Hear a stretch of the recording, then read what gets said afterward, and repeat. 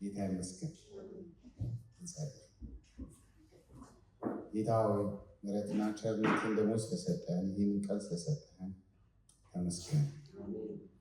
አምላካችን እግዚአብሔር ሆይ እንዳንተ አይነት ቸር እግዚአብሔር ሆይ በፊትህ ሁሉ ጊዜ እንዳንጠፋ የልጅህን ምሕረት የሰጠን አንተ ነህ። እናመሰግናለን ጌታ እግዚአብሔር ሆይ በልጅህ ውድ ዋጋ ደግሞ በትልቅ ፍቅር የገዛህን አንተ ነህ። ቅዱስ ቃልህን ባርክልን። ይህንን ደግሞ አንተ ለእኛ የሆንከውን ያክል እግዚአብሔር ሆይ እኛ ደግሞ ለአንተ የምንኖርበትን ጸጋ፣ አቅም፣ ጉልበት፣ ማስተዋል ስጠን። ክፉ ይመታ፣ መልካምነት ከኛ ጋር ይሁን በኢየሱስ ስም።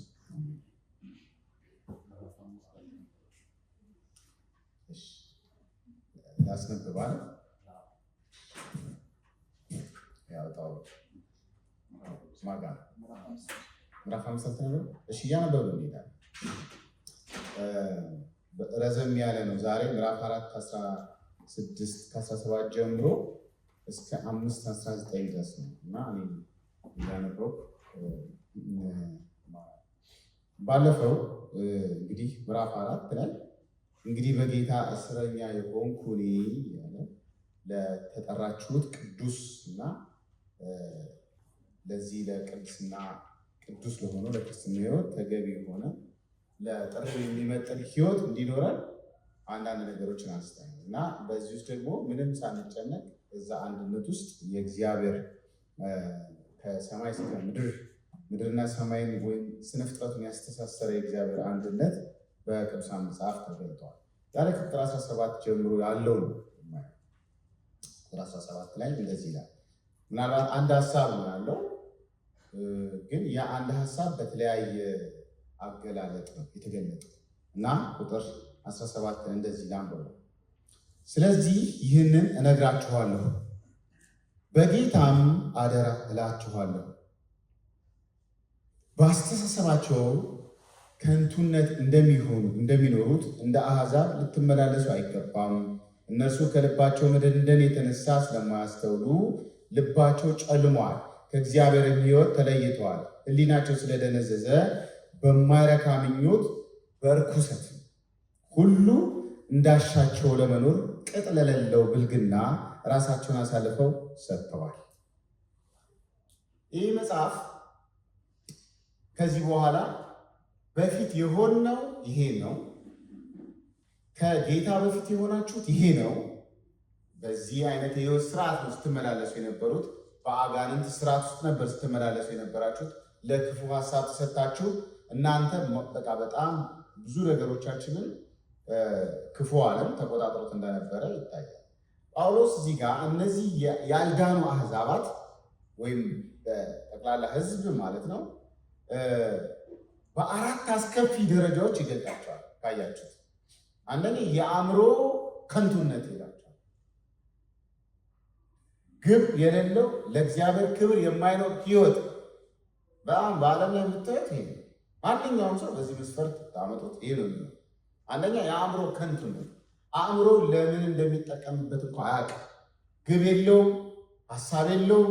ለእግዚአብሔር ክብር አይሆንም ሕይወቱ ለአጋንንትና ለሰራዊቱ እናም ደግሞ ለራሱ ቅጥ ለሌለው ደስታ ራሱን አሳልፎ ሲሰጥ የአእምሮ ከንቱነት። በእርግጥ ኃጢአት በሰው ዓለም ውስጥ ያመጣው ነገር በጣም ብዙ ነው፣ በጣም ብዙ ነው። እነዚህ አራቱ በአንድ ሰው ሁኔታ ውስጥ የመጡ ናቸው። እጆቻችን፣ እግሮቻችን፣ አይኖቻችን፣ ጭንቅላታችን በትክክል እንዳያስብ፣ ጥሩ ነገር እንዳንመርጥ፣ ጥሩ ነገር በቃ ብዙ ሰው በነገራችን ላይ መጽሐፍ ጀምሮ ይተዋል ወይ የሆነ ነገር ጀምሮ ይተዋል። ለምንድነው? የአእምሮ ስንፍና ነው። እሱ በሆነ አይነት መንገድ በእግዚአብሔር እውነት ካልተገራ ልክ አለ ጀምሮ ማቋረጥ፣ መተው፣ አለመጨረስ፣ ጥግ ድረስ አለመሄድ ብዙ ጊዜ የአእምሮ ስንፍና ነው። ይሄ እንግዲህ በኃጢአት የመጣ ውድቀት በሰው ሁሉ ላይ ያለ እና የመጀመሪያው ይሄ የአእምሮ ከንቱነት ይለዋል።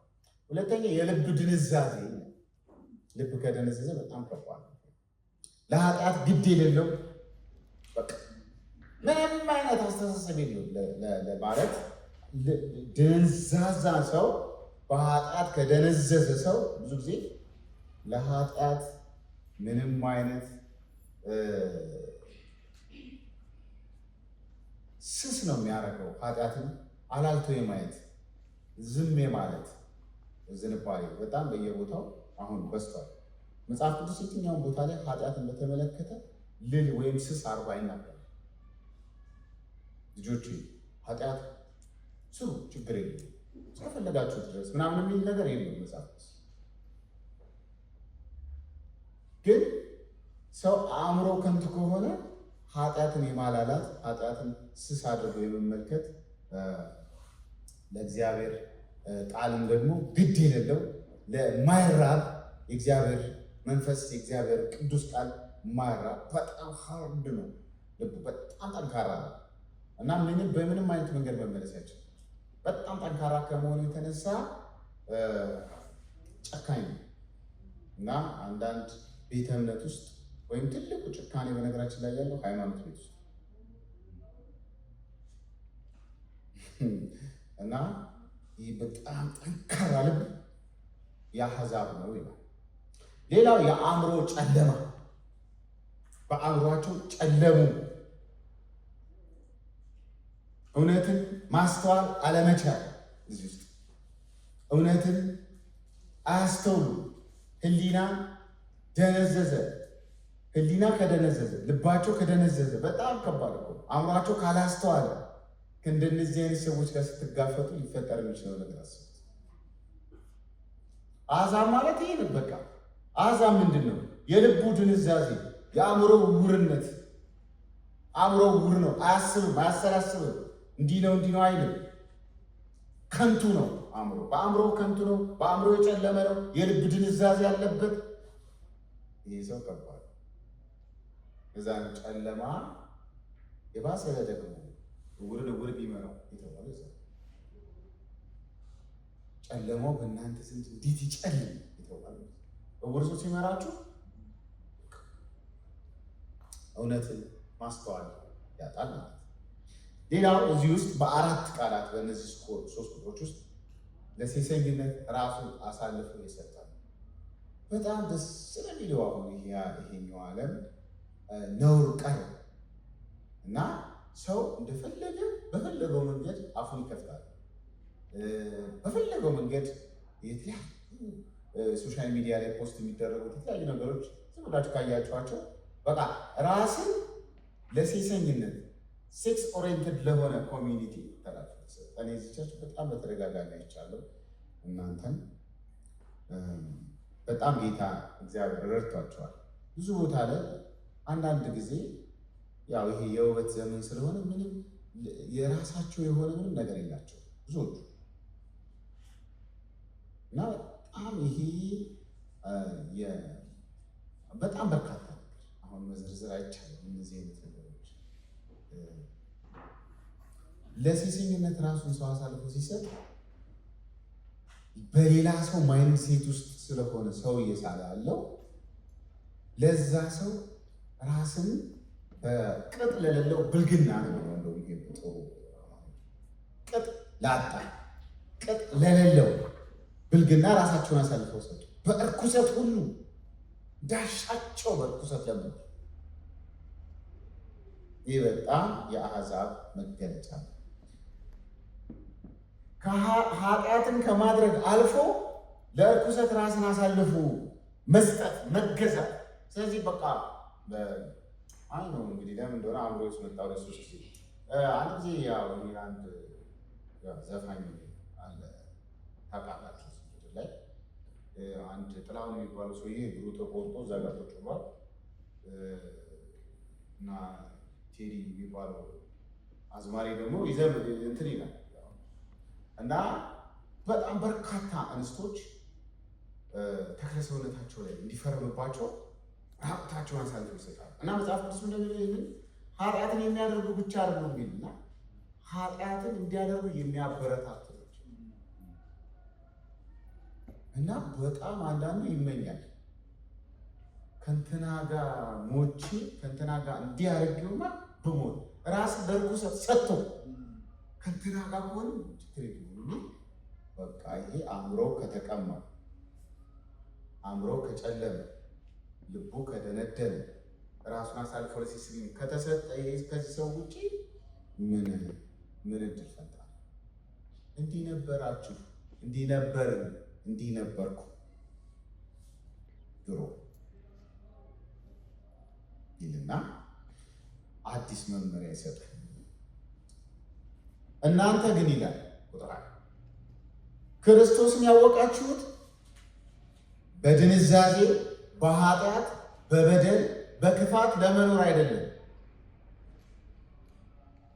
እናንተ ግን ክርስቶስን ያወቃችሁት እንዲህ ባለ መንገድ አይደለም፣ ለእንደዚህ አይነት ነገር አይደለም። በእርግጥ ስለ እርሱ ሰምታችኋል፣ በኢየሱስም እንዳለ እውነት ተምራችኋል። ቀድሞ ስለነበራችሁበት ሕይወት በሚያልፍ ምኞቱ የጎደፈውን አሮጌ ሰውነታችሁ አውልቃችሁ እንድትጥሉ ነው የተማራችሁት። ደግሞ በአእምሯችሁ መንፈስ እንድትታደሱ እውነተኛ በሆነው ጽድቅ እንዲሁም ቅድስና እግዚአብሔርን እንድትመስሉ የተፈጠረውን አዲሱ ሰው እንድትለብሱ ነው። ለምን ተማራችሁ? ክርስቶስን እንዴት ነው የተማሩት አማኞች? ጌታ ኢየሱስ ክርስቶስን ያወቃችሁት እንዴት ነው? እውነት በእሱ እንዳለ እውነትም እንደሆነ እውነት እሱ እንደሆነ እውነትም በእርሱ እንዳለ በእርሱ መኖር ውስጥ ደግሞ በክርስቶስ መሆን ያንን የሕይወት ስርዓት የተማራችሁት በአእምሯችሁ እንዲጨልም በአእምሯችሁ ከንቱነት እንድትመላለሱ ልባችሁ እንዲደነዝዝ ሴሰኛ እንድትሆኑ አይደለም።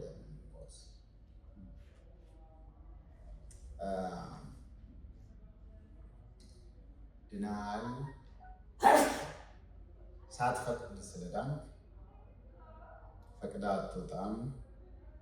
አንዳንድ አናሎጂያችን የልጅ ነው ባይዞ እኛ ጋር አሁን የሚወራወረ ልግዠሪ እና ምናልባትም አንዳንዱ እንደው የሚያወሩትም ሰዎች የሚያውቁት አይመስለኝም። ምን ማለት ነው? አዳምን አስወጥቶ አዳምን ማስገባት ማለት አዳም እኮ ይሻላል ምንም ሳይበላሽ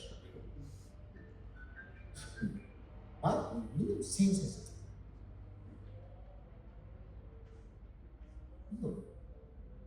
እኛ እኮ ከአዳም ብዙ የራቀን እውር የሆንን አእምሯችን ማስተውል ልባችን የደነዘዘ አይናችን ጥሩ መምረጥ አይችል ማስተዋል እንኳን አንችልም። የመርሳት ማዕት ጉድ በየጊዜው እየተሰበከ ርዕሱ እኮ ረሷል። ስለ ቤታችን በጣም በቃ በተገለጠው በእግዚአብሔር ፊት ራሳችንን ስናሳይ ሙሉ በሙሉ በኃጢአት የተሞላን ነበር። በጎ ነገር ተፈልጎ አይገኝብንም። ከተገኘብንም ምናልባት ኃጢአት ቀንሰን ነው። በጣም ጥሩ ቀናችን በእግዚአብሔር ቀን በእግዚአብሔር ፊት በጣም አስቸጋሪ። እናንተ ግን ክርስቶስን እንዲህ አይደለም የተማራችሁት። አማኞች ሊያደርጉ የሚገባቸው ዋና ዋና 3 ነገሮች አሉ እዚህ ውስጥ። አንድ አውልቆ መጣል። አቤት ቢቻል ይላሉ አንዳንድ ሰዎች። እንዴ ካልተቻለማ እሱ ቅርጻችንን ሊያስተካክላል መጣ እግዚአብሔር ባህሪያችን ሊለውጥ እንጂ። አንዳንድ ሰው ጸባይ ነው እንዳትለኝ። አይ ብራዘር እየተማርከው ትምህርት ወይ ጤና የጎደለው እንጂ ክርስቶስን በእንዲህ አይነት መንገድ ከተማርከው አውልቀህ ልጥል ግዴታ። አሮጌው ሰውነት በህጋዊ መንገድ ተወግዷል። የዳንኩ ኃጢአተኛ ነኝ ነው የሚባል ነገር የለም። ኢየሱስ ክርስቶስ ኃጢአተኞችን ሊያድን መጣ። ምንም ለማመናፈስ አትሞክሩ። ሉተር ነው የዳንኩ ኃጢአተኛ ነኝ እሳቤ። ኃጢአት ስትሰሩ የምትሰሩት በአዲሱ ማንነት። ያማ እኮ አለቀ፣ ጠፋ፣ ተወገደ። ታዲያ ከየት እየመጣ ነው በየቀኑ የሚያስቸግረን? ኃይሉ ነዋ፣ ሽንገላው ነዋ። ይሄ እንደተወገደ ስለማናውቅ ሁልጊዜ እንትን ዝሆን ሰር ተብሎ አንድ ሰው ያድጋል ብሎ ጥንቸል ቢያስር እንደዛ ነው። አሁን የኢትዮጵያ ክርስትና ጥልቀቱ 1 ሴንቲሜትር ነው። ርዝመት ብዙ አለ። ግፍት ስታረጉት ፍንጅስ አንተ በጌታ ቤት 50 ዓመት አለ እና መቶ ዓመት ቢኖሩ ግን ቆይቶ የራሳን እንዲህ ምንድን ነው አይደል? እንደ ቆሸሸ ልብስ አውጥተን እንድንጥለው አስተሳሰባችንን ደግሞ በሌላ አይነት መንገድ እንድንቀይረው ሌላ እይታ መጽሐፍ ይሰጠናል። አንዱ አውቆ መጣል፣ ሁለተኛው መታደስ። ይሄ ተስፋቸው መታደስ በአእምሮ መንፈስ ነው የሚለው በኋላ መጣበታል። መታደስ በአእምሮ ምንድን ነው? በአእምሮ መንፈስ መታደስ ነው። በአእምሮ መንፈስ መታደስ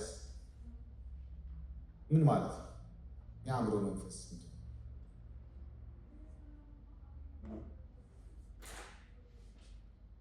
በአእምሮ መንፈስ መታደስ ብቻ ሳይሆን ደግሞ መልበስ እነዚህ ቁጥሮች ውስጥ በአእምሮ መንፈስ ታደሱ ይልና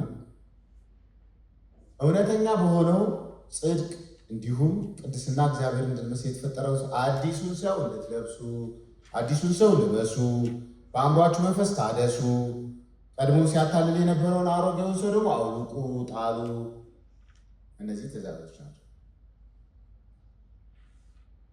በእግዚአብሔር መንፈስ ስለሚሰሩ አሁን አውልቄ አሁን ላስገባው የሚል እንደዚህ አይነት ስሌት ውስጥ የምንገባው አይደለም።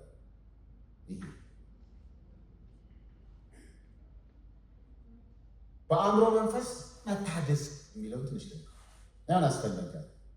በቅድስና ለመኖር በአእምሮ መንፈስ መታደስ አለበት። ድርጊት የሀሳብ ለውጥ ነው። አስተሳሰባችን ይቆይም ይፍጠንም ይዘግይም አሁን ይሁንም በዛኛውም ነው በዚህኛው የትኞቹም ድርጊቶቻችን የአስተሳሰባችን ውጤቶች ናቸው። ስለዚህ የምናስበው ነገር ነው። አንዳንድ ጊዜ የሆነ ቦታ ላይ እንሳሳታለን አይደል? ስንሳሳት ሳላስበው ነው አንበል። መጽሐፍ ቅዱስ አስበው ክፉ ተናገሩ ስለሚል አስበነዋል። ቀኑን ነው ማናውቀው። የሆነ ሰዓት እኮ አስበነዋል ግን ቀኑን አናውቀው እና ሽንገላው ምንድን ነው? ይቅርታ ሳላስብ አስበው ይቅርታ መጠየቅ ካለበት ይቅርታ በድያለሁ፣ አስቤ ነው ክፉ ያደረኩት። ግን የሽንገላው መጥለፊያ በቃ አሁን መሳሳት አሁን ሶሪ የሚሉ ቃላቶች አሉ እና ሶሪ ብቻ ሳይሆን ቢዚ የሚሉ ቃላቶች አሉ። ቢዚ ሲል ለየትኛው ማህበራዊ ለየትኛው ኢኮኖሚያዊ የተለያዩ ነገሮች መንፈሳዊ ነገሮች ማርከሻ ሆኗል። ሰው ይቅርታ የሚያገኘው ቢዚ ነው። እናቴ ለቅሶ በላ ቢዚ ነበር ይቅርታ ይተዋል። እያዋሸ ነው። ስለዚህ ማጥመጃውን ከዛ እንዳይለወጥ በጣም በርካታ ነገር። ስለዚህ ምንድን ነው ታዲያ የአእምሮ መንፈስ ካላችሁ፣ አእምሮ የህይወት መቆጣጠሪያ ክፍል ነው። አእምሯችን የህይወታችን ሁሉ መቆጣጠሪያ ማያ ክፍል ነው። አእምሮ በእግዚአብሔር ቃል ካልታደሰ ሰውነታችን የፈለገውን ያህል ቢጥር እግዚአብሔር ማስደሰት አይቀርም። ማስደሰቱ በፍጹም አይችልም። መታደስ አለበት ሰውነታችን ለእግዚአብሔር ለመንበርከክ፣ ለመጸለይ፣ ለማጨብጨብ፣ ለመነሳት፣ ክብር ለመስጠት አእምሯችን መታደስ አለበት።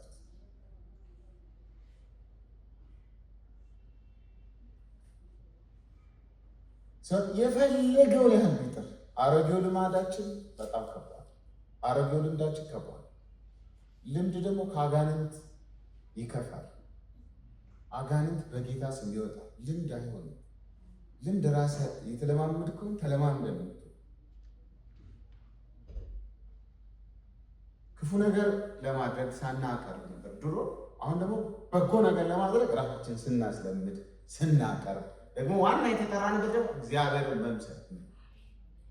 ይህ ከባድ ነው። እግዚአብሔርን መምሰል በቅዱሳን መጽሐፍት ውስጥ ብዙ ጊዜ ማቴዎስ፣ ማርቆስ፣ ሉቃስ፣ ሐዋርያት ሥራ ጠቅላላ ደቀ መዝሙርነት፣ ደቀ መዝሙርነት፣ ደቀ መዝሙርነት፣ ደቀ መዝሙር ሁኑ፣ ደቀ መዝሙር አድርጉ፣ እያደረጋችሁ ሁኑ፣ እየሆናችሁ አድርጉ የሚል በጳውሎስ መልእክታትና በሌሎቹ ደግሞ ትንሽ ቀየር ይላል። እግዚአብሔርን መምሰል የሚል ቃል ይጠቀማል። ይህ እንደ ግል የተቀመጠ አንድ ክርስቲያን እሱን ካልመሰል አይገባም። ስለዚህ የእግዚአብሔር ልጅ ነኝ፣ የእግዚአብሔር ልጅ ነኝ የሚሉ አንዳንድ ሚዲያው ላይ ነበሩ እና አንዱ እኔ ራሱ እግዚአብሔርን ነው የምመስለው አለና እንደውም እኔ ክርስቶስን ነኝ። ከዛ ፖስት የተደረገው ስር ትንሽ ልጁ እንደሆነ ለመናገር ያው የእግዚአብሔር መልክ ተሸካሚ ቢሆንም ትንሽ ግን ደስ የማይል ፊት ነው ያለው እና አንተስ ዝርያህን ፈልግ ይላል እና ዝርያችሁን ፈልጉ ይላል እና ፋኒ ነገር ነው። ግን በዛ ነገር ውስጥ ግን ያገኘት እግዚአብሔርን መምሰል በቁመት በምናምን በጋመት በውስጠኛው ማንነታችን በሱ ዘፍጥረት ምዕራፍ 1:28 የእግዚአብሔር መልክ ተሸካሚዎች ሆኑ፣ የእሱን መልክ በእኛ ውስጥ አኖረ። እግዚአብሔር ሰው ያንን መልኩን የተሸከመውን ያንን መልክ ለማደስ ለማዳን ነው ብዙ ስራዎች በብሉይ ኪዳን ውስጥ የተሰሩት። ስለዚህ ቅድስና የሚጀምረው ከውስጥ እንጂ ከአስተሳሰብ እንጂ ከውጭ አለ ከተግባር። ልክ በሩ ጋር ስትገባ እግርን ቀስ እያለ እዚህ ጋር ቆመ ጨበጨብ ብሎ ልክ ስትወጣ ታክሲ ላይ ወይ የሆነ ቦታ ላይ ገፍትረው አናቱን ብለው ብትገባ እሱ ዋጋ ነው። እዚህ ስንገባ ሁላችንም መርዛችን ስንወጣ ደግሞ የምናነሳው ነገር መሆን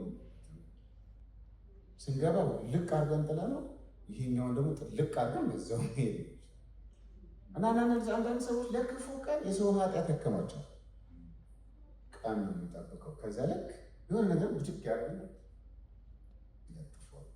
ይሄ ያ ኦልዱ ማን ሲንፉል ኔቸር የተሸከመ ሰው፣ ያ ኃጢአተኛው ሰው፣ ያ የወደቀው ሰው ዋናው ስራው ተንኮል ነው። ዋናው ስራው መጥለፍ ነው። ዋናው ስራው ማሸማቀቅ ነው። ዋናው ስራው ማላገጥ ነው። ዋናው ስራው የእግዚአብሔር መልክ እንትን ማለት ነው፣ ማሳነስ። ስለዚህ በአእምሮ መታደስ የሚባለው ነገር የለም። የአእምሮ ኢንፎርሜሽን መሰብሰብ፣ የአእምሮ መንፈስ ደግሞ መተርጎሚያ አዲስ ተጨምሮልናል። የአእምሮ መንፈስ መረጃ፣ ነገርን መረዳት። አሁን በጣም ክፉ ሰዎች የሆነ ነገር ሲያረጉባቸው ትገለብጡትና እናንተ ለበጎ ተረጉ። ይህ ልጅ ከኔ ጋር ምን አለው አለ በቃ እንዲህ ሊሆን ይችላል፣ ሊሆን ይችላል፣ እንደዚህ ሊሆን በቃ የትርጉም ክፍል ተስተካክሎ ማለት የትርጉም ክፍል ታድሷል፣ መተርጎሚያ ታድሷል፣ አይንህ ታድሷል። ስለዚህ ነገሮችን የምታይበት መነጽር ላይ የተለየ ህብረትን የሚያጠለሽ አይደለም። ባለፈው ሳምንት እንዳነሳ ነው እንድንታገስ፣ ቸር እንድንሆን፣ ሰላምተኛ እንድንሆን ምናምን ያ የተነገረ አንድነት እዚህ ውስጥ ነው። ስለዚህ የትርጉም ክፍላችን በመንፈስ ቅዱስ ታድሷል። ይህ በጣም በጎ ህሊና፣ አመዛዛኝ ህሊና ዝም ብሎ የሆነ አይደለም። በጎ ህሊና ማለት በቁጥጥር ውስጥ ያለ ኃይል አለ። ግን ለሰው ቀን ይለፍ ይደግ ወደ እግዚአብሔር ይደግ ምን ችግር አለ ይበለኝ እያለ አፍኖ ይዞ አንድ ቀን የሚያፈነዳው ሲሆን በቁጥጥር ስር ያለ ኃይል። ስለዚህ ቀላሉ ነገር ስትነካ የተነካበትን ቦታ የነካህንም መልስ ምናምን አስብ አስተካክለ ልክ ለመለጠፍ ሳይሆን ተቆምና ክርስቶስን የተማርከው በእንዲህ አይነት መንገድ አይደለም፣ ተገለብጧል። አይ እንደዚህ ይሁን ላታውቅ ትችላለች፣ ላትረዳ ትችላለች። ለቅሶዬን አልደረስክም ብለህ ዝግት አድርገው ከምትሄድ በቃ በጎ ማሰብ ጥሩ ነው።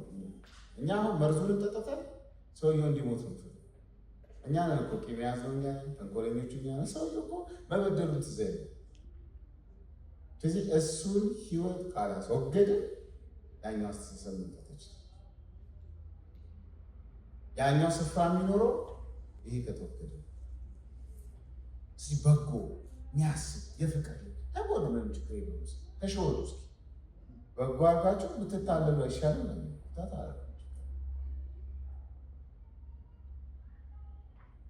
በክፉ ብልጥ ከምትሆኑ ለበጎ ነገር ያዋጡ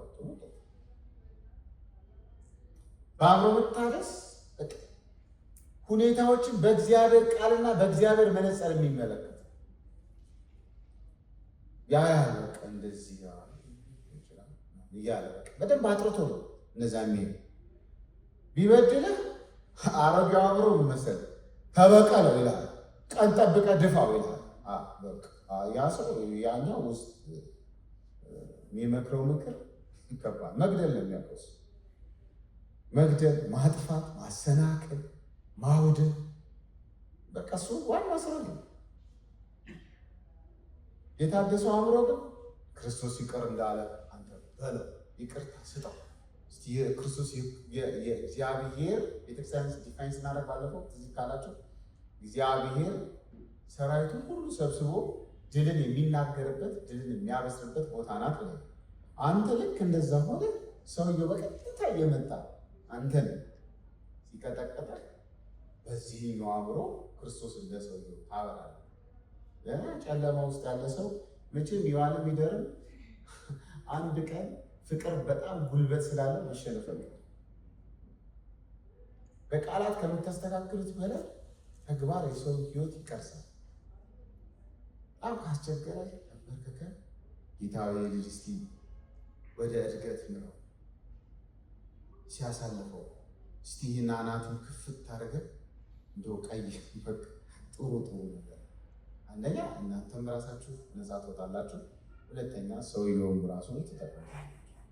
ስለዚህ አሸናፊ የሆነ አስተሳሰብ ነው አዲሱ ሰው በጣም የታደሰ አእምሮ ነው ያለው። ያ ምንም በቃ ብዙ ነገሮችን እንደዚህ ያደርጋል። ከዚህ በታች ያሉት ቁጥር 25 እስከ 32 አውልቆ መጣል እና ደግሞ መልበስ እና መጣል ናቸው። መጣል ማስወገድ እና መጨመር ናቸው። ቅድም ይላል አውልቆ መጣል ጳውሎስ እንደዚህ ይላል ከ25 ስለዚህ ውሸትን አስወግዳችሁ፣ ውሸት መወገድ ያለበት ነው ማለት ነው። ቢያምን እውነት ነው ንገረው፣ ከተስማማህ አንተ ትቀጥላለህ። ምክንያቱም እያንዳንዳችሁ ከባልንጀራችሁ ጋር እውነትን ተነጋገሩ። ሁላችሁ የአንድ አካል ብልቶች ናቸው። ውሸት በተናገርን ቁጥር በቀጥታ የዛ አካል ብልት አለመሆናችንን ራሳችን እየመሰከረ ነው። ስለዚህ ቢቀየሟችሁ ጫን ብላችሁ እውነቱን ንገሩት ፊት ለፊት። ለጊዜው የሚናደደው ጊዜ በኋላ እናንተ ግን ሰውየውን አስደስታለን ብለን ውሸትን እንናገራለን። የሁላችን ችግር እሱ ነው። እኔ አሁን ስዋሽ በደንብ አውቃለሁ ምናምን ብዙ ጊዜ አይፈጅብኝም፣ ግን ይህንን እንዲባረገው እንዲህ ሊሆን ይችላል። አንዳንድ ቦታ ደግሞ እኔንም ሊያሳንሰኝ ይችላል፣ ወይ ደግሞ ምን አባክስ ሊለኝ ይችላል። በቃ ስደቱንም በመጥላት ሙገሳውንም በመፈለግ ነው። በቃ ሙናሽ ከሁለቶች አይ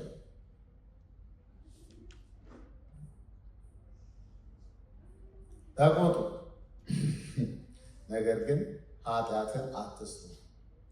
በቁጣችሁ ላይ ፀሐይ ለዲያብሎስ ዕድል ፈንታ አትስጡት። ይሄንን ሳምንት ነው መጣበት ለዲያብሎስ የሚለው በኋላ ይሰርቅ የነበረ ከእንግዲህ አይስረቅ፣ ነገር ግን ለተቸገረው የሚያካፍለው ነገር እንዲኖረው በገዛችሁ በጎ የሆነውን እየሰራ ለማግኘት ይድከም። እንደ አስፈላጊነቱ ሌሎችን የሚያንጽ ሰሚዎችን የሚጠቅም ቃል እንጂ የማይረባ ቃል ካፋችሁ አይውጣልና ለቤዛ ቀን የታተማችሁበትን ቅዱሱን የእግዚአብሔር መንፈስ አታሳዝኑ። መራራነት ሁሉ፣ ቁጣ፣ ንዴት፣ ጭቅጭቅ፣ ስድብ ከማንኛውም ክፋት ጋር ከእናንተ ዘንድ አስወግዱት። እግዚአብሔር በክርስቶስ ይቅር እንዳላችሁ እናንተም ይቅር ተባባሉ። ተግባሩ ላይ በጣም እንትን ይከብዳል። ተግባሩ ይከብዳል። አታሽ፣ እውነት ተናገር። በዛው አንደበት እግዚአብሔር በሰጠ እስትንፋስ ለውሸት ከምታጠፋው ኃይል ይልቅ ለእውነት ጊዜ የምታጠፋ ጥሩ። በቃ እውነትን ተናገር። በፊት እውነቱን ተናግሮ ና የሚባል አባባል ጥሩ አባባል ይመስለኛል። አሁን ውሸት የበዛበት ነው። በነገራችን ላይ እርስ በርስ ውሸቱ በጣም በበዛ ቁጥር የሆነ ኮሚኒቲ ነው የምንፈጥረው፣ የሚዋሽ ኮሚኒቲ። ስለዚህ ከዚህ ከመድረክ ራሱ የሚወረወረውን የእግዚአብሔርን ቃል እየዋሻችሁ እንደሆነ ስለምታስቡና ስለምታሹ ስለምንወሻሽ ለመቀባበሉ አስቸጋሪ ነው። ለዛ ነው እየተማረ ማይለወጥ ሰው በአርኳሽቶ ይሆናል። የእግዚአብሔር ቃል ላይ ራሱ ማቃለል ይጀምራል። እንዳነ ወደዚያ የመጀመሪያው ነገር ይመጣል።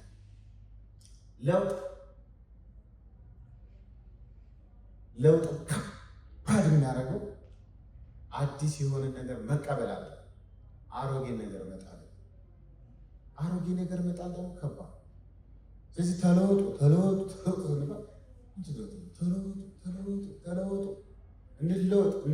እንለወጥ ሲባል አሁን የለውጡን አስተሳሰብ መቀበል ቀላል፣ መጨመር ቀላል፣ ያን ግን መተው ከባድ። ይሄ ደግሞ ለውጥን ከባድ። ቁጣ ለኃጢአት በር ስለሚከፍት አንዳንዴ በጣም ሰዎች በጣም ጮክ ሲሉ ስብሰባ ምናምን ቀንሰ መነጋገር ብንችል ብትሉት ጥሩ ትንሽ ሰከን ቶሎ ሰከን። ግን እናንተም ስትቆጡ እሱ ሲቆጣ ከዛ እያጠነጠነ ሄደ። መጨረሻ ላይ ለጌታ ብዬ ነው በአገልግሎት ከመጣ አፍንጫን ነው ማወቅ ብሎ ይወጣል። እኔ ጌታን ብዬ እንጂ እዚህ አንተ ሰባብሬ ነው ምጥል ይላላቸው። ጌታ ብለ ሌላ አገልግሎት ብዬ አይሉም ነበር ብሎ ያው እንዳለው ቁጠሩት። መስረቅ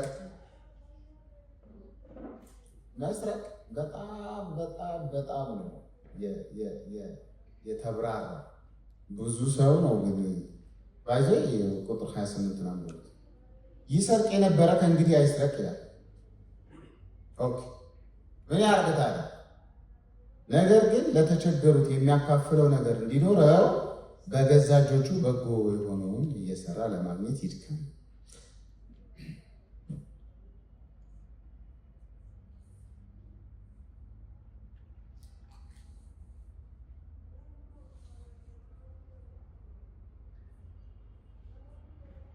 ይህ ነገር በጣም ቀላል ይመስላል። ሀብት በሶስት መንገድ ይመጣል ይላል።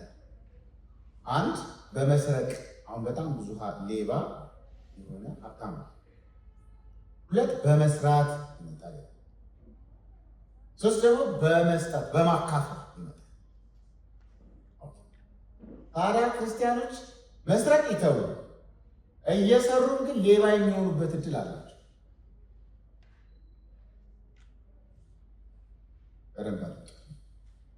ክርስቲያን መስራት አለበት። ሰርቶ ግን ለራሱ ብቻ የሚጠቀም ከሆነ ሌባ።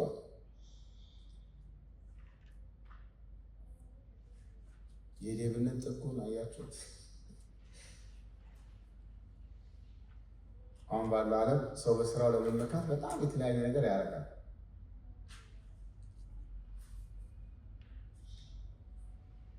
እየሰራ ነው። ኦኬ።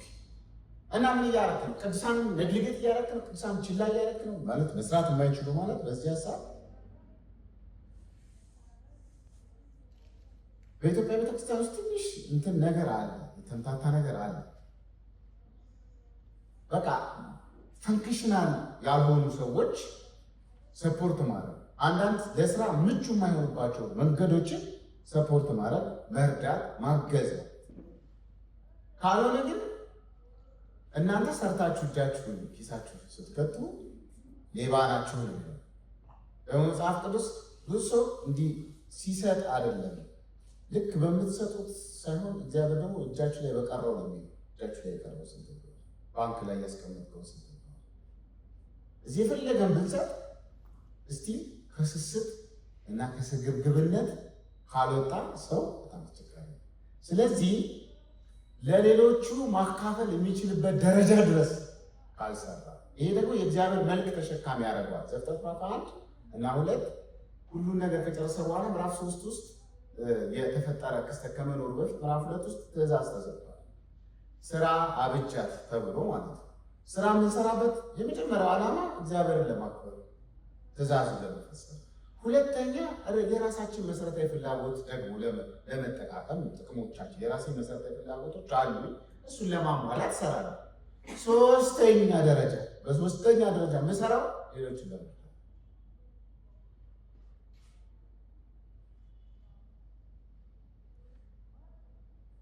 እና ሌብነት ከሰው እየሰራ ለሰው ማይሰጥ ለሰው ማይረዳ ለእግዚአብሔር መንግስት ማያውለው ከሆነ ሌባ ነው። ለዚህ መስረቁን አልተውም፣ ግን ያው እየሰራሁ ነው ይላል።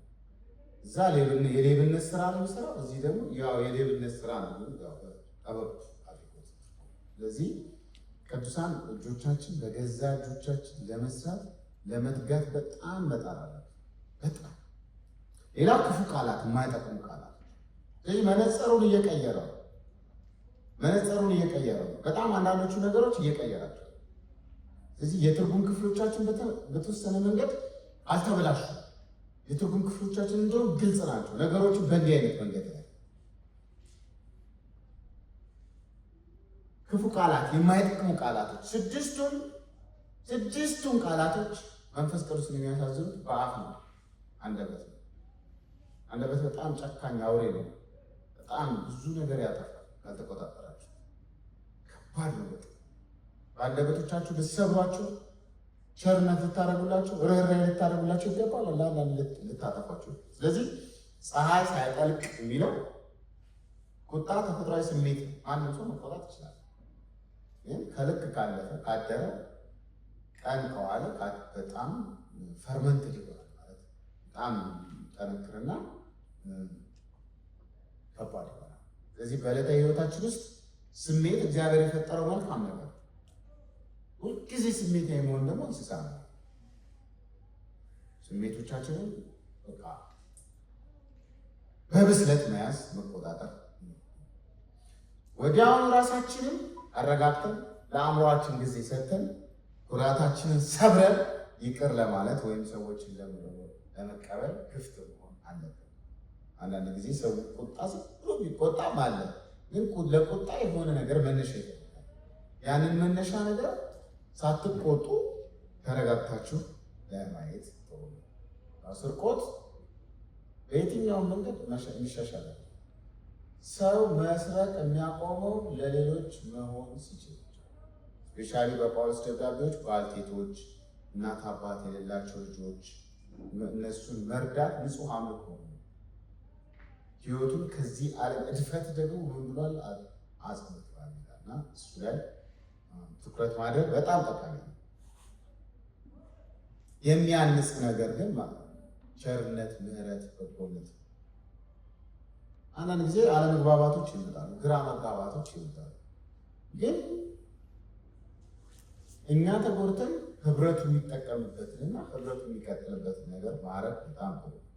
ምሬት ካለ፣ ቁጣ ካለ፣ ጫጫታ ካለ፣ ሁከት ካለ በዛ ውስጥ የእግዚአብሔር መንፈስ ቅዱስ ያዝናል። መንፈስ ቅዱስ በጣም የሚያዝነው በዚህ ነገር በቸርነት አያዝንም። በቸርነትማ ይገለጣል፣ በርኅራኄ ይታያል፣ በይቅር ባይነት። ስለዚህ በጣም በዚህ ክፍሎች ውስጥ አሁን ባወራኋቸው ክፍሎች ውስጥ እንደውም ከምዕራፍ 4 ጀምሮ ከ3 ከቁጥር 3 እስከ 32 በእነዚህ ቁጥሮች ውስጥ በዘረዘርኳቸው ቁጥሮች ውስጥ በጣም ከባድ በዕለታዊ ህይወታችን ውስጥ በተግባር ለመለማመድ በጣም ከባድ ነገር ምንድን ነው ቢባል በጣም በቅዱሳን መጽሐፍት አጥኚዎች ተጠንቶ የተደረሰበት ይቅር ባይነት። ሰው ይቅር እንድትሉት ይፈልጋል እንጂ ራሱን ይቅር የሚል ፍጡር አለ። ራሳችንን አንምርም፣ ሰዎቻችንን አንምርም።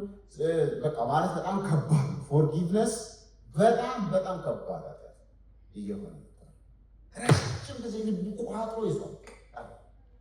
አንድ ቀን ሳገኝ እንትን ይሆናል እና ከዚህ ጋር በተያያዘ ቁጣን ፀሐይ ሳይጠልቅ መቆጣጠር እንዳለብን ለእነዚህ ዋና ምክንያት በቃ ለየትኞቹ ከዚህ በላይ ከዘርዝርኳቸው በምዕራፍ 4 ውስጥ ምንድን ነው የምትለን ቅዱስ ጳውሎስ ብትሉት በአእምሯችሁ መንፈስ የምትታደሱት መታደሱን በምን አውቃለሁ? አንድ ሰው ይቅር ማለቱን በማለቱ በቀላል እኔ የመጣው ይመጣል የእናንተ ሃይማኖት ይቀራል እንጂ ጌታ ከፈለገ ይቅር እንጂ ይቅር አለው እያለ ይሄማ በቃ ያኛው ያልብ እኮ ነው። እንደውም ባሰ ባልና ሚስት ቁጭ ብለው መታረቅ መስማሙ ከእሱ ጋር ከምኖር ሲሆን እመርጣለሁ።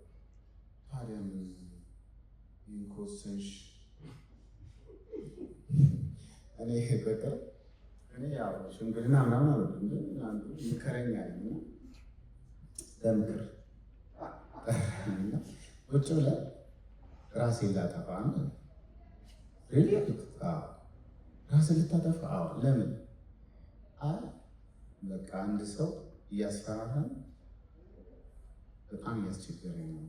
ታዲያ ሽጉጥ እኮ አለ ልስጥህና ግደለው አልኩት። ሰውየውን እንዴ ይቻላል እንዴ ኃጢአት አለ እንዴ? ታዲያ ራስንስ ማጥፋት ኃጢአት አለ? ራስን ማጥፋት እኮ ኃጢአት እንዳትኖር የሚያደርግህን ነገር አጥፋው እንጂ ማለት ሰው ወደ ልያልኩ ነው። ሽጉጥም የለኝም ግን ያዝ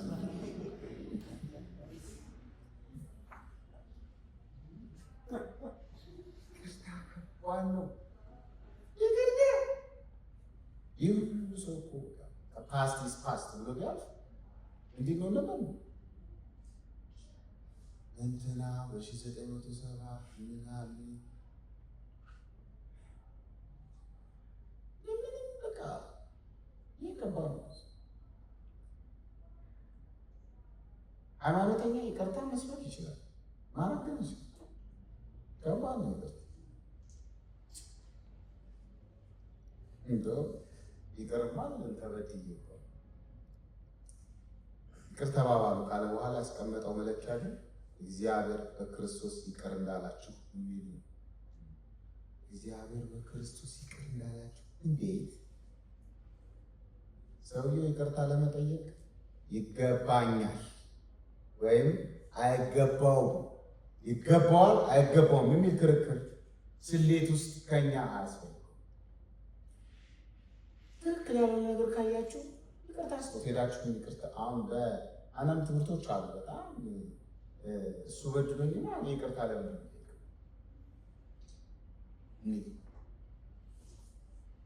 መበደልን የምታውቀው አንተ ከሆንክ ይቅርታ ጠይቀው።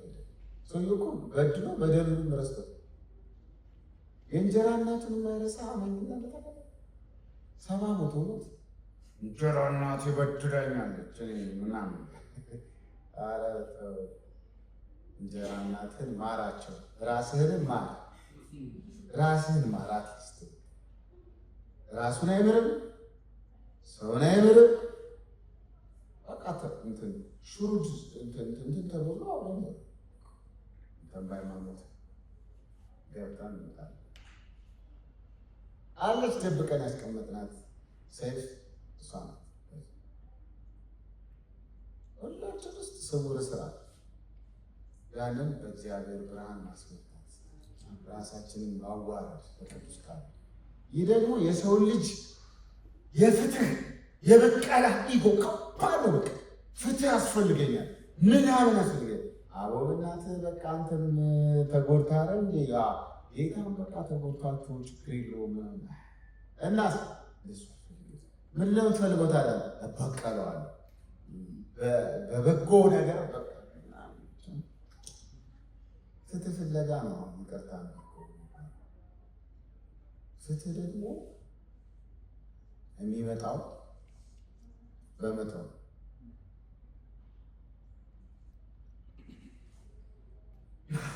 የሀገሪቷን የሚኖር ችግር ሲወራ ይጣቀላል። ወደ ውስጥ አልቆይም። ከቻላችሁ ግን በቃ የበደሏችሁ ሰዎች ካሉ በዚህ ምናምን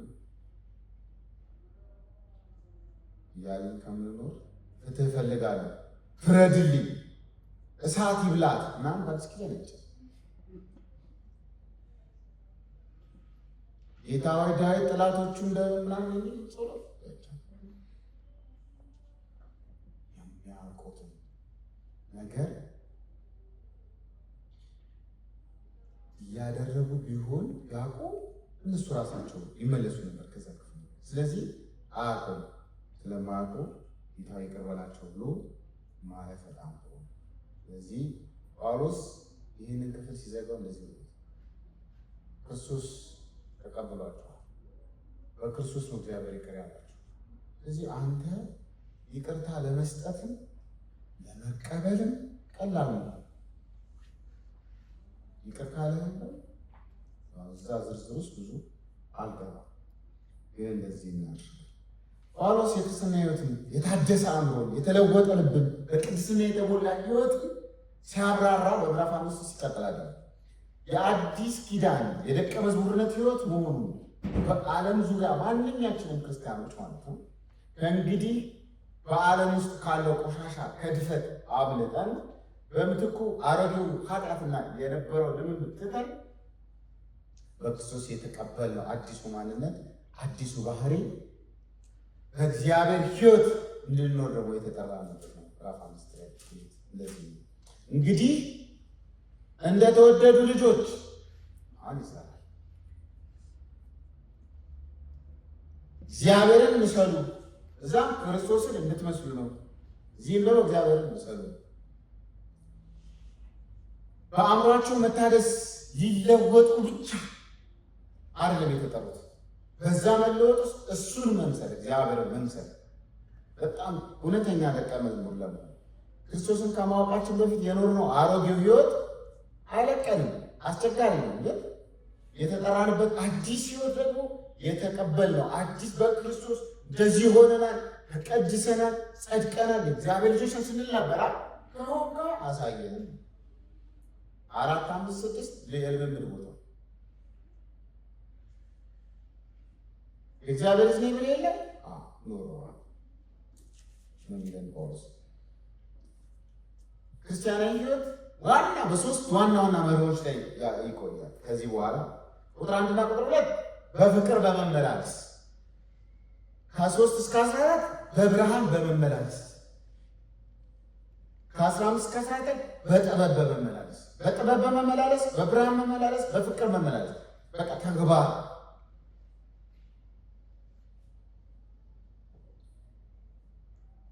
ኢሚቴተር እሱን ነው የምንመስለው፣ እሱን ነው የምንከተለው። በፍቅር እሱን መምሰል፣ በቅድስና እሱን መምሰል፣ በበጎ ስራ እሱን መምሰል።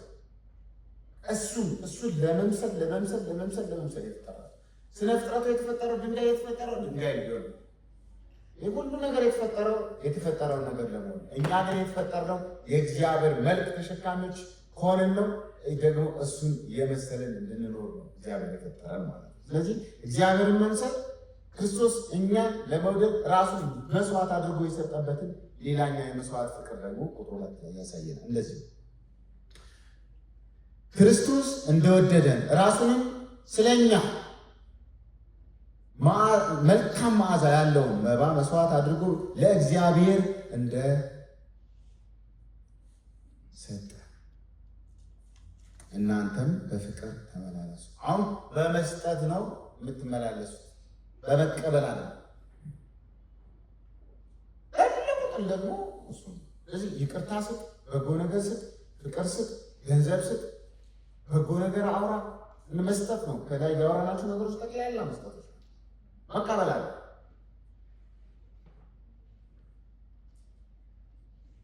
ልክ ራስህን ለእግዚአብሔር ሕይወትና ለእግዚአብሔር አገልግሎትና ለእግዚአብሔር ዓላማ በሰጠህና በጣልክ ቁጥር ሕይወትን ታገኛለህ። ሕይወት የእግዚአብሔር ሕይወት በአንተ በሙላት ይቀጥላል። እንዲሁ ጌታ ሆይ ያው እንግዲህ ጊዜ ሕይወቴን ነገሮችን ሰጥቻለሁ፣ ግን አንተ በደንብ እንዳትገለጥ ምንድን ነው በእኔ ሕይወት ውስጥ እንቅፋት ብሎ እኮ መጠየቅ እኮ ጥሩ መምህር ራስን መምህር እንዴት በምን አይነት መንገድ ነው አንተን ያላመላከትኩበት ብሎ ማሰብ መጠየቅ በጣም ብልህነት። እኛ ለሌሎች መስዋዕት የምንሆነው ፍቅር በማሳየት ግንኙነታችን በራስ ወዳድነት ላይ ከሆነ በክርስቶስ ፍቅር መመራት የሚባል ነገር ያቆማል።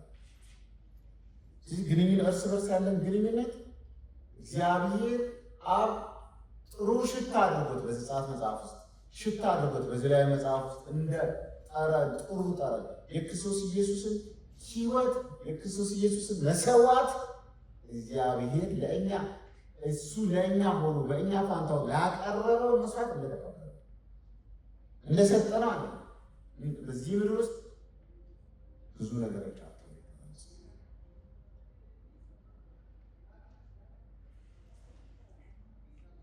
ማጣት የሚባል ነገር በሌለበት ዓለም ውስጥ ሲኖር የነበረ እግዚአብሔር ወልድ ስለኛ ሁሉ አጣ።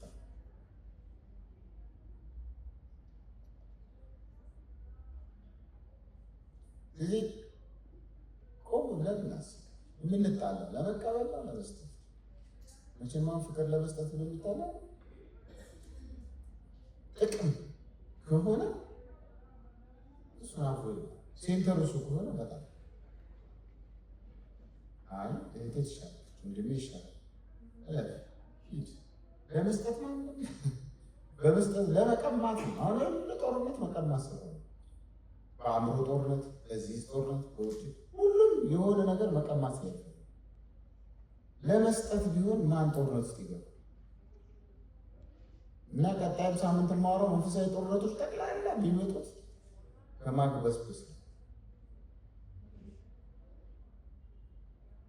ሰው ቤተክርስቲያን መጥቶ ለማገልገል እኮ አይጣል። ከቤት የመጣው እኮ ሊሰጥ ነው።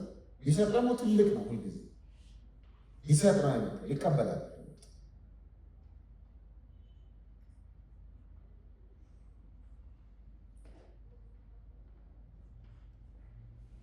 ሁለተኛው ከ3 ጀምሮ ያሉት እስከ 14 ድረስ ቶሎ ተንሰር ማንኛውም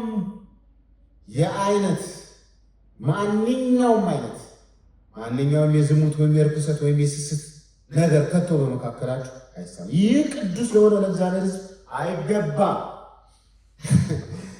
ዝሙት፣ ርኩሰት፣ ስስት ሁልጊዜ መጽሐፍ ቅዱስ ምግብና ጣዖት አምልኮን አንድ ቦታ ነው የሚያስቀምጠው። ምግብ ካለ ጣዖት አምልኮ አለ፣ ጣዖት አምልኮ አለ። ጣዖት አምልኮ ባለበት ሁልጊዜ ዝሙት አለ። ዝሙት እና የጣዖት አምልኮ ዋዜማ ሆድና ዝሙት ነው። ኢቭ ማለት ነገ በዓሉ ነው። አሁን ሁልጊዜ ማለት በጣም መጽሐፍ ቅዱስ ውስጥ ያለ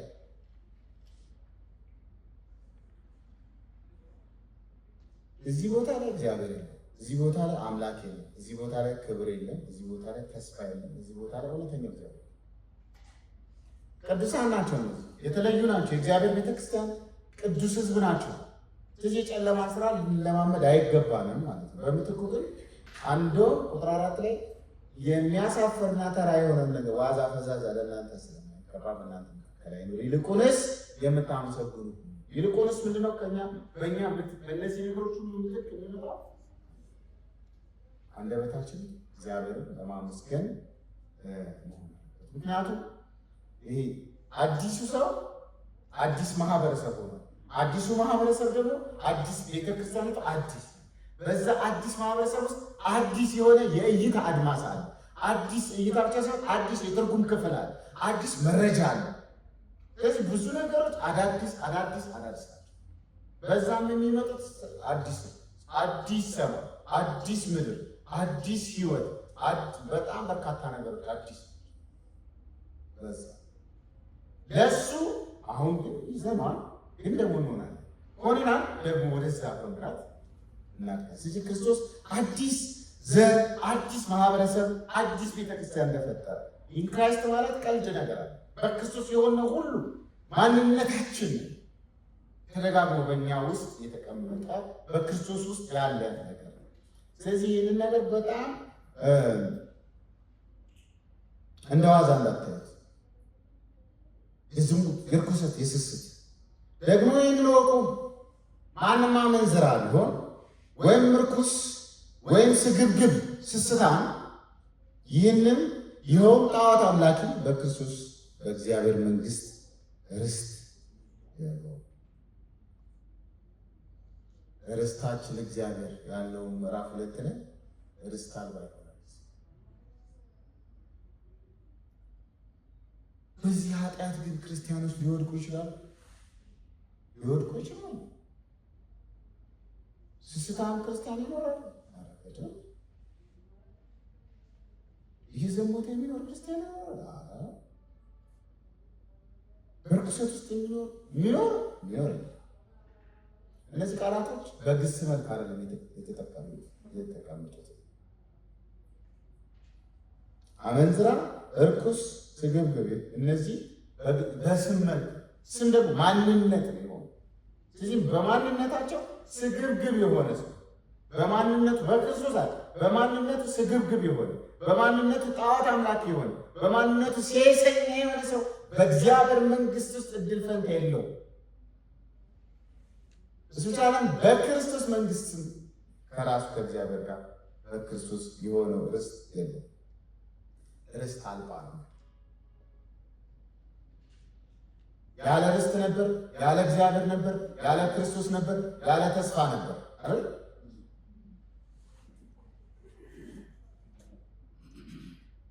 ይሄ በኃጢአት ውስጥ ክርስቲያን በእንዲህ አይነት ኃጢአት የመኖር እድል አይኖርም። እድል ካለው ግን ዳግም አልተወለደም። እሱ ዝም ብሎ እደጉ ተብሎ በቤት ውስጥ ያለ ይሄ ክርስቲያን አልፎ አልፎ የሚወድቅበት ኃጢአት እንጂ የሚኖርበት ሴሰኛ ከሆነ ያሰውጂ ማንነቱ ነው ከእግዚአብሔር እድል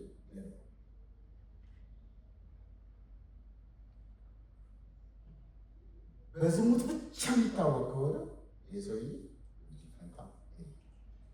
አስቦ አሰላስሎ በአእምሮ አውጠንጥኖ አቅዶ ፕላን አድርጎ በዚህ ቀን ይህን አረጋለሁ ይህንን አረጋለሁ ብሎ የሚሄድ የትኛው ሴሰኛ በእግዚአብሔር መንግሥት ውስጥ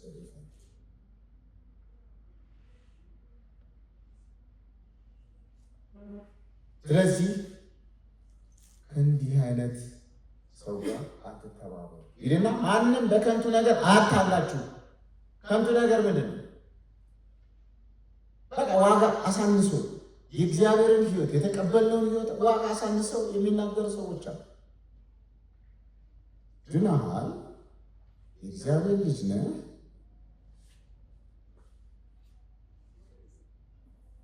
እግዚአብሔር ልጅ ነው። ግን የእግዚአብሔር ቁጣ ደግሞ በማይታዘዙ ልጆች ላይ ነው። እግዚአብሔር ልጅ ነው፣ ካልታዘዘ ደግሞ ቁጣ ይመጣል። በእርግጥ ክርስቲያን የእግዚአብሔር ልጅ እንደመሆናችን የእግዚአብሔር ቁጣ አይደርስብንም። የእግዚአብሔር ቁጣ ሳይደርስብን ትክክለኞቹ ክርስቲያኖች በተለያዩ ኃጢአት ውስጥ ስንወድቅ ይወስደናል። በሞት በበሽታ በምናምን ይወስደናል። ለምን? ከዓለም ጋር እንዳይፈረድብን በእንዲህ አይነት መንገድ ይገስጻል ተብሎ ስለተጻፈ። ግን በሴሰኝነት ውስጥ የሚኖር ሰው የእግዚአብሔር ቁጣ የሚገለጥበት በእንዲህ አይነት ሰው ከዚህ አይነት ሰው ጋር አትተባበሩ። ግን ቀድሞ ጨለማ ነበራችሁ፣ አሁን ግን በጌታ ብርሃን ናችሁ። ብርሃን ናችሁ። እንደ ብርሃን ልጆች ኑሩ።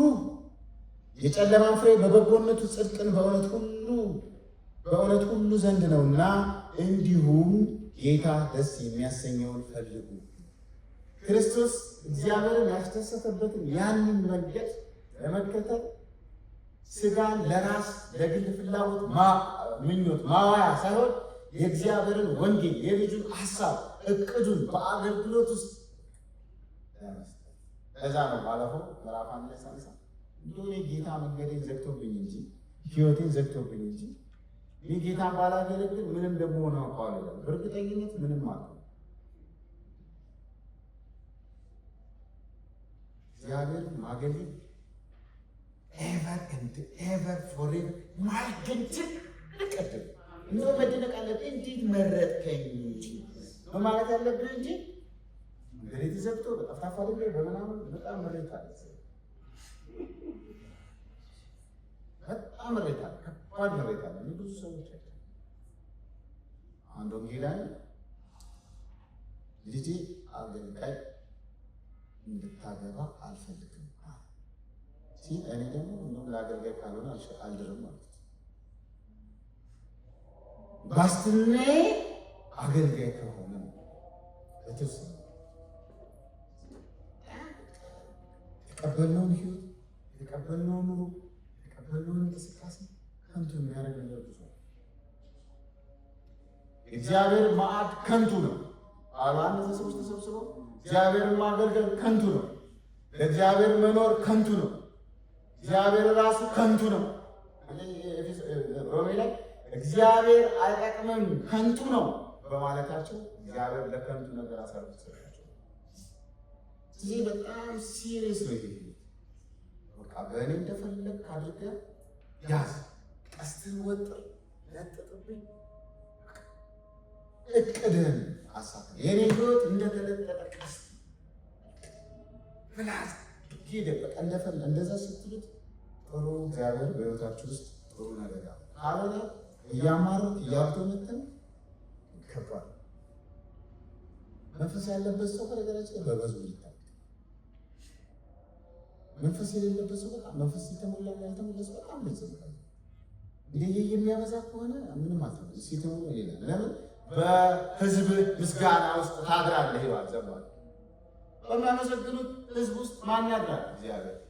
አጋንንት የሚያድረው በማያመሰግኑት ውስጥ አጋንንቷን አሳብ አስጎበ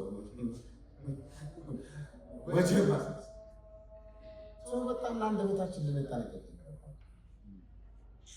አንደበታችንን በምንም አይነት ነገር ያለው መከራ ያለው ምናምን መንገዳችንን ሁሉ አንጨንቀን። ቀድሞ ጨለማ ነበራችሁ፣ አሁን ብርሃን ናችሁ። አያችሁ ለውጥ፣ የለውጥ አይነት ብርሃን ደግሞ ወደፊት ትሆናላችሁ አለ ናችሁ ማንነት ነው። የብርሃን ፍሬ የሚባሉት ብርሃን የብርሃን ፍሬዎች አሉ። እዚህ ውስጥ የብርሃን ፍሬ ጽድቅ፣ በጎ ነገር፣ እነዚህ እውነት፣ እነዚህ የብርሃን ፍሬዎች ነው። ጌታን ደስ ማሰኘት የብርሃን ፍሬ ነው። 11-14 ውስጥ እንግዲህ ጌታን ደስ የሚያሰኝበት ነገር ፈልጉ። እንዴት ነው ጌታ የሚደሰተው ብሎ መጠየቅ። ፍሬ ከሌለው ከጨለማ ስራ ጋር አይነት ግንኙነት አይኖራችሁ። ይልቁንስ ግለጡት። ፍሬ የሌለው ጨለማ ስራ በቃ ይታወቅ። በድብቅ የሚሰሩት ነገር ለመናገር አሳፋሪ ነውና ብርሃን የበራበት ነገር ሁሉ ግን ግልጥ ሆኖ ይታያል። ምክንያቱም ሁሉ ነገር እንዲታይ የሚያደርገው ብርሃን ነውና። ስለዚህም ይላል አንተ የምትተኛ ንቃ፣ አንተ ሙት አልተባለም። እኛ አንተ እንቅልፋ በሙታን መካከል ግን የተኛ በማያምኑ ሰዎች መካከል የተኛ ምዕራፍ 2 ላይ ሙት ነበር ማለት ነው። የማያምን ሰው እኮ በቃ ከዚህ ሙት ከሚለው ቃላት መነጫለ ከሙታን እንደሞተ ተነሳ። ከሙታን መካከል ውስጥ ህዝቡ መካከል የሞተ ማህበረሰብ ውስጥ አትተኛ፣ ንቃ። ልተኛ ትችላለህ። እንዴት? በድንዛዜ በሐዘን ክርስቶስ ያበራልሃል። ብርሃን የሆነው ክርስቶስ ስለሚያበራልህ በዛ በእነሱ መካከል አንተ ሙት አልተባለም። እኛ ሕያው ስለሆነ ልንተኛ ይችላል፣ ግን ብንተኛ ደግሞ እንድንነሳ እግዚአብሔር ክርስቶስ ያበራል። እግዚአብሔር ይመስገን። ከቁጥር 15 ጀምሮ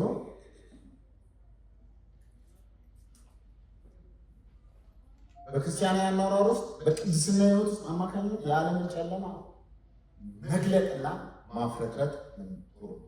የመጨረሻው 2 ቁጥሮች ውስጥ የሚገኙት ወይም 3 ቁጥሮች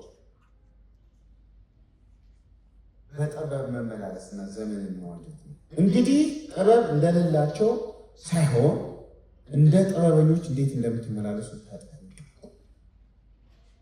ሰው መጠንቀቅ ያለበት ባለው ነገር ነው። የሌለው ሰው እንዴት ነው የሚጠነቀቀው? ጥበብ እንደሌለው ሰው አእምሮ እንደተበላበት ይህ ቅል ብቻ ይዞ እንደሚዞር አድርግ የሚሉትን ሁሉ የሚያደርግ የሰጡትን ነገር ሁሉ ሳያመዛዝን የሚቀበል ይሄ ከሆነ አስቸጋሪ ነው። ልብ ይደነዝዛል፣ ጆሮ ይደነዝዛል፣ ራስ ለሴሰኝነት አጋልጦ አእምሮ ደንዛዛ ነው፣ ህሊናው ደንዛዛ ነው። በቃ ምንም እነሱ አይሰማም። እሱ ጥበብ አለ ቢኖረውማ ያስብ ነበር። እንዴት እንደሚኖር እኮ ያስባል ማለት ነው። እውቀት ነበራል። እውቀት አሁን ምዕራፍ 4 ላይ እውቀት አላችሁ ክርስቶስን ያወቃችሁት የተማራችሁት እንዲህ አይደለም ማለት ነው። ይህ እውቀት አለን ማለት ነው። የምናውቀው እውቀት ደግሞ አስተሳሰባችንን ይቀይራል፣ አመለካከታችንን ይቀይራል፣ ኑሯችንን ይቀይራል።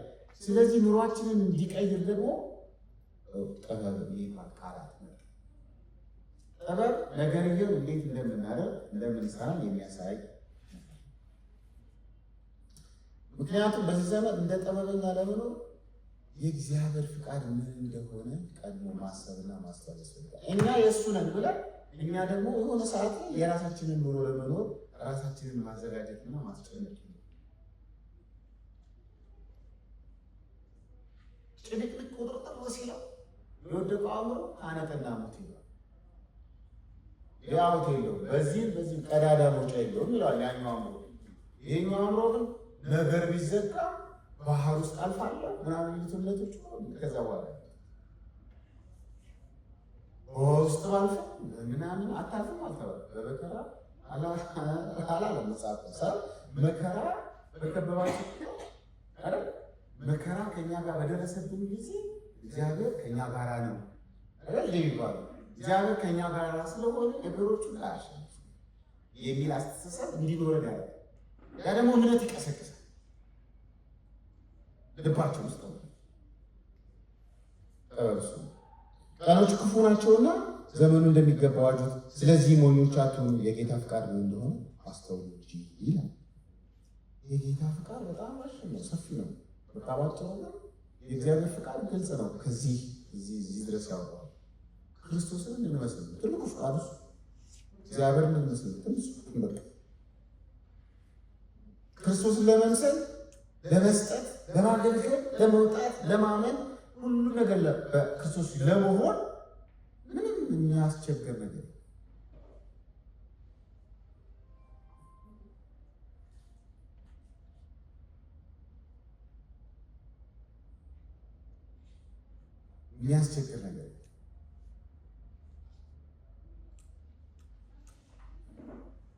አስቸጋሪ ነገር በጣም ከባድ ነገር በሕይወታችን ውስጥ ከዚህ በኋላ ቁጥር 18 በመንፈስ ተሞሉ እንጂ በወይን ጠጅ አትስከሩ። ይህ ምክንያት ነው። አሁን መንፈስ ቅዱስን መቀበል አንድ ደረጃ፣ በመንፈስ ቅዱስ መመላለስ ሌላ ደረጃ፣ በየቀኑ መንፈስ ቅዱስን መሞላት ሌላ ደረጃ። ማለት መጽሐፍ ቅዱስ በጣም በብዙ አይነት ዳይሜንሽን መንፈስ ቅዱስ ይገኛል።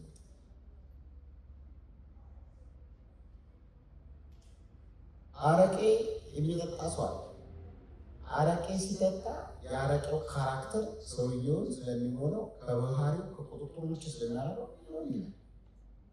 በእግዚአብሔር መንፈስ የተሞላ ሰው ደግሞ እግዚአብሔርን ፈቃድ ያውቃል፣ እግዚአብሔርን ያውቃል፣ ክርስቶስን ይረዳል፣ በብርሃን ይመላለሳል፣ ጥበበኛ ይሆናል፣ አስተዋይ ይሆናል። ስለዚህ በእግዚአብሔር መንፈስ መሞላት ነው ማምለጫው መንገድ እንጂ በራሳችን ስልት ቁጭ ብለን እንዲህ ካልኩሌት የምናደርገው አይደለም። ምክንያቱም የተሞላ ሰው ይታወቃል። በመዝሙር በውዳሴ በመንፈሳዊ ዝማሬ እርስ በርሳችሁ ተነጋገሩ፣ በልባችሁ ለጌታ ተቀኙ፣ አዚሙ። በዚህም እግዚአብሔር አብን በጌታችን በኢየሱስ ክርስቶስ ስም ስለ ሁል ጊዜ አመስግኑት። ሁል ጊዜ በሁሉ ነገር ስለ ሁሉ ነገር። ስለዚህ ማጉረምረም እድል ፈንታ ያለ ማጉረምረም ባጭሩ ነገራችን የእግዚአብሔርን ውለታ መርሳት። እስራኤል ሁሌ የምትታማበት ኃጢአት አጉረመረሙ እንደተባለ ማለት ነው። እነዛ እንዳጉረመረሙ እናንተ ደግሞ እንዳታጉረመረሙ። ምክንያቱም ያጉረመረሙት በአጉረምራሉ በአጥፊው ጠፍተዋል። የኢትዮጵያ ቤተክርስቲያን ትልቁ ችግሯ ይቅርታ በዚህ ምክንያት ለሚመጣው ነገር ሁሉ አብሮ ሲያጉረመርሙ መዝሙሮቻችን ሁሉ ማጉረምረም ናቸው። በጣም ብዙ መዝሙሮቻችን ማጉረምረም የተሰራውን ስራ የእግዚአብሔርን ሕይወት ናት። የኔን ቀዳዳ ለፍነሃል፣ የኔን ጓዳ ሞልተሃል፣ ጓዳ ጎድጓዳዬን ሰርጎት በወጣው በቃ በብሳ እኛ ሰርተን የምንሸፍነውን ነገር ነው የምንዘምረው። ወንድሞቼ እናቶቼ ውጡ። እግዚአብሔር አእምሮ ምርጥ አእምሮ የሰጣችሁ የተስተካከለ አእምሮ የሰጣችሁ መተርጎሚያችሁ ትክክለኛ ነው።